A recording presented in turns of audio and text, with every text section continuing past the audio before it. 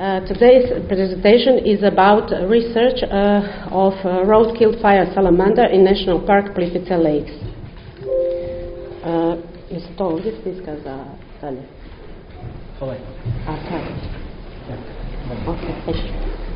The main goals of my research were defining the extent of casualties, daily and seasonal activity, defining the spatial distribution of roadkills, and proposing mitigating measures.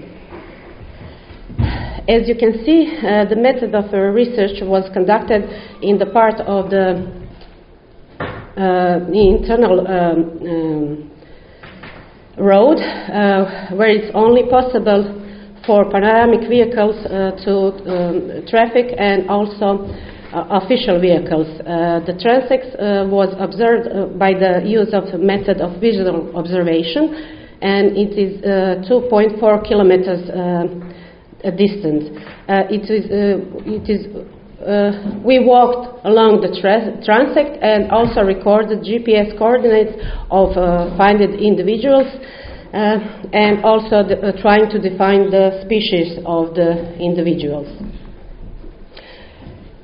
All along, 126 individuals were registered among 5 species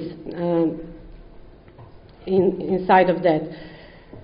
The highest number, 86%, belongs to the Salamandra or to the fire salamander, of which 43% were found alive and 43% were found road-killed. All other 14% were all road-killed from other species. Defining the extent of casualties, we recorded 72 individuals, of which 75% belong to the fire salamander, 10% belongs to the common toad. Also, we have highly protected species of yellow-bellied toad, common newt, and a meadow brown frog. And as you can see, only 4% of amphibians we couldn't define the species because they were so crashed, let's say like that. Regarding to the seasonal activity, common seasonal activity of the fire salamanders happens 2 times in the year.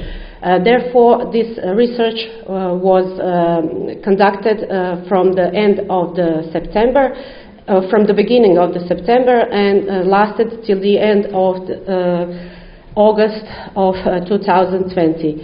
As you can see, the highest number of road-killed individuals were found in autumn, which is 41 individuals, and the highest number of live individuals of fire salamander we registered in spring, 42 individuals. Since that year, we are all aware that it was a pandemic of corona, COVID-19. We have huge differences in finding live and road-killed individuals. Therefore, in September, we registered 26 individuals which were found road-killed, and as you can see, it's marked in blue. 26 individuals found alive of fire salamander on this transect, which was 2.4 kilometers long. Also, we tried to define daily activity. This research was conducted during the morning because of the character of this road. It is only possible to traffic, even for official vehicles and panoramic vehicles, only during the day. In the sunset and during the night, in some rare occasions, there is allowed to traffic. Therefore, we also registered the time of the findings. As you can see, the highest number of alive individuals was registered from 9 till 10 a.m. in the morning, 22 individuals. After that, it is from 8 to 9, 30 individuals, and after that from 10 to 11. Regarding to the road-killed fire salamanders, the highest number was recorded in time from 8 to 9, and afterwards it goes less and less. As we know, there is in their biological way, it is possible that they are moving even there are favorable weather conditions, even through the day. That means when it's rainy, cloudy, when it's mist, and that kind of conditions. Here you can we also define the spatial distribution of roadkills in the way of living and dead individuals of fire salamander. We put GPS coordinates in ArcGIS system and divided the whole transect in same parts. Then in that way we got 24 parts which were 100 meters long. As you can see, with red color are the marked potential hotspots of fire salamander, which contains 9 and more individuals, but alive and road-killed. That means there is also a huge possibility that these are migration routes for the fire salamander. When we put all other individuals that we find, which is 14% of them, together with species, you can see red parts, 4 red parts. That means 9 and more individuals were found, but from all recorded 5 species. It becomes bigger and bigger. In orange part are marked from 7 to 8 individuals which were found also alive and road-killed.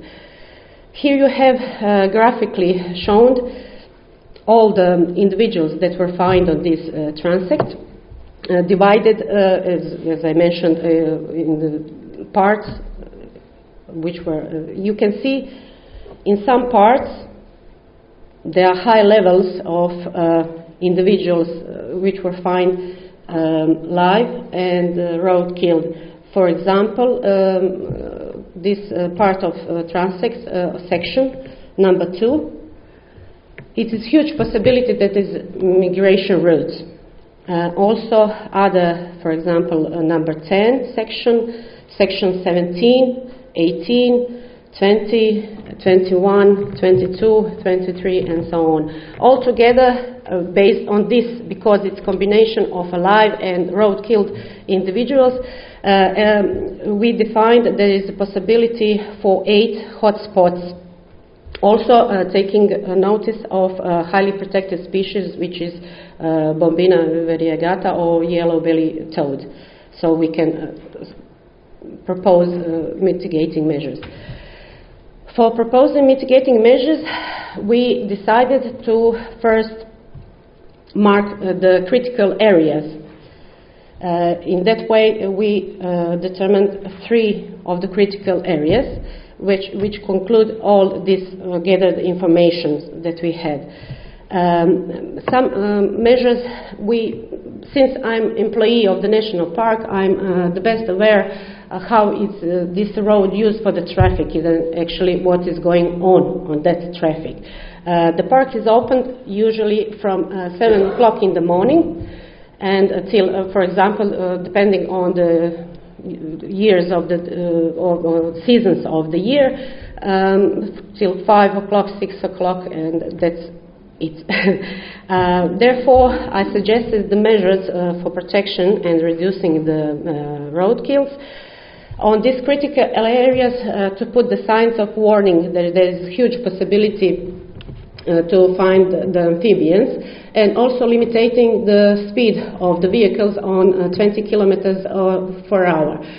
This limitation of speed is actually not for the panoramic vehicles, because they are at the beginning limited on the speed. They can't even drive with higher speed than 20 kilometers. It's more for the other official vehicles, actually. Second measure that we suggested was to putting the temporary fences with hunting buckets. That is a common procedure for amphibians to use. This procedure will be conducted during the high activities of the fire salamander and also other species during the September and also April.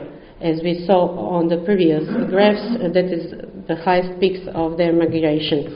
This volunteer program will be conducted till 7 o'clock till up to 11 o'clock, since that is their time of the highest activity. And the third measure is, I doubt it will be possible to conduct, but we suggested it was closing of the road for the whole vehicles in the highest months of their appearance, that means in September and April, or combination, since panoramic vehicles, their main use is to transport the tourists from Station 2 to Station 3 to visit the upper lakes. That's the reason why I'm suspicious that this measure will be accepted. But there is also a possibility to let panoramic vehicles, for example, to traffic, but other vehicles don't traffic. And conclusion, above all, this method of visual observation was successful because we identified 126 individuals, of which 72 of them were roadkill. The highest season of their activity was registered in the spring and in the autumn. Also, the highest number of live individuals was registered in the time from 9 till 10 o'clock in the morning. The measures of mitigating measures are also can be included in the master plan or management plan, incorporated in a management plan, and also conducted through the management plan.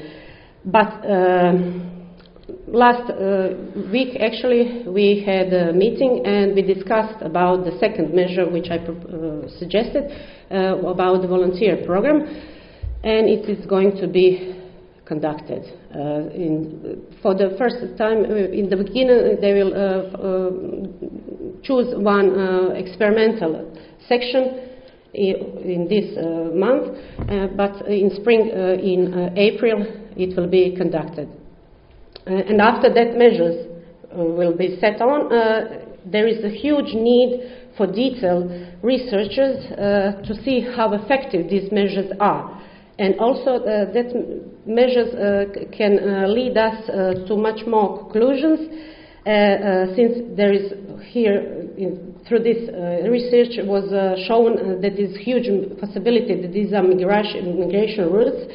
With these measures, we can get 100% sure that these are actually the migration routes, and based on that information, we can conduct permanent measures, putting the tunnels for the amphibians. And above all, since I'm alone, I needed a huge help from all other people to conduct this research. First of all, I would like to give my thanks to the Ministry of Economy and Sustainable Development, Office for the Protection of Nature, which gave me the permission to conduct this kind of research. Also, main manager of the National Park, Mr. Kazimir Miculinic, also the biologists of the park, which helped me to define the species and etc., since some of them were so destroyed, the carcasses, we could define only if there was amphibians or something else upon the bones of the findings. Also to the drivers of panoramic vehicles, because upon to them begging actually to do something, please stop this happening to going on, that they have to crash the amphibians because their capacity of the panoramic vehicles are 100 persons they can't stop every 1 or 2 meters to take them across the street. And also to my colleagues, rangers, Željko Rendolić, Čedo Žanić and Slavko Vuković, who were so willing to change shifts with me.